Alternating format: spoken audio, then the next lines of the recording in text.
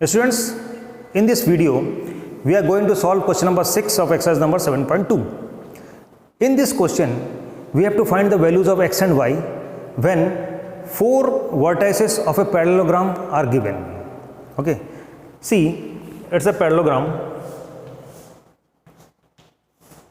It's a parallelogram. Suppose it is A, B, C, and D. What are the properties of parallelogram? Opposite sides are equal and parallel. Okay. Now, one more thing about the diagonals. Diagonals of parallelogram bisect each other. That means both the diagonals bisect each other, or that means this point bisect or divides the joining of these 2 points in the ratio 1:1, we can say. Got it? क्या बोला मैंने कि diagonals एक दूसरे को bisect करते हैं, और बाइसेक्ट करने का मतलब यह है कि जहां पे वो इंटरसेक्ट करते हैं वो इंटरसेक्टिंग पॉइंट, ये जो 2 ऑपोजिट वर्टाइसेस हैं, दैट इज AC और BD, इन दोनों के मिड पॉइंट होगा, ये दोनों का मिड पॉइंट होगा क्योंकि बाइसेक्ट हो रहा है, इक्वल पार्ट्स में डिवाइड हो रहा है. ओके, इसका मतलब ये पॉइंट दोनों को 1:1 में डिवाइड कर रहा है, इसको भी 1:1 में, इसको भी 1:1 में डिवाइड कर रहा है. ठीक है. अच्छा, एक चीज़ और, अगर ये बाइसेक्ट कर रहा है इसका मतलब ये क्या हुआ, ये वाला पॉइंट क्या हुआ, ये पॉइंट मिड पॉइंट हुआ. किसका? AC का भी मिड पॉइंट हुआ और BD का भी मिड पॉइंट हुआ. समझ आ रहा है? This point will be the mid point of AC and BD.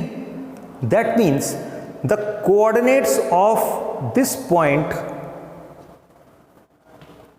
Will be same for this line and this line. समझ आ रहा है?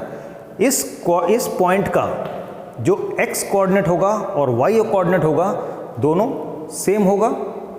ठीक है, दोनों जॉइनिंग्स के लिए सेम होगा. Is that clear? So let us take let A be 1 2, B 4y, C x 6 and D 3 5 are the vertices of the parallelogram. Okay, since diagonals of parallelogram bisect each other. Suppose this is the point P. Clear? So diagonals of parallelogram bisect each other. Therefore, when P divides, or when P is the midpoint of AC, then when P is the midpoint of AC, then P क्या होगा? इस AC का mid point, A point क्या है? 1 2, C x 6. जब ये point P इस AC का मिड पॉइंट होगा तो क्या होगा? मिड पॉइंट फॉर्मूला हम अप्लाई करेंगे. We will apply mid point formula. And what is the mid point formula? Mid point formula is x1 plus x2 upon 2 and y1 plus y2 upon 2. Clear? So x1 plus x2, that is 1 plus x upon 2, and 2 plus 6 upon 2. That means this implies 1 plus x upon 2 and 2 plus 6, that is 8 upon 2, 4. ये P point का coordinate find किया हमने. कब? जब P AC का mid point है. Similarly, we will find again the coordinates of P when P is the midpoint of BD. समझ आ रहा है? Okay. When P is the midpoint of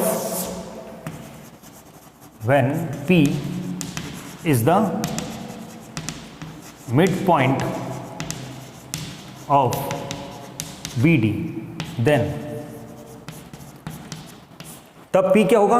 B और D 3 + 4 या 4 + 3 अपॉन 2 एंड y + 5 अपॉन 2. मतलब क्या होगा?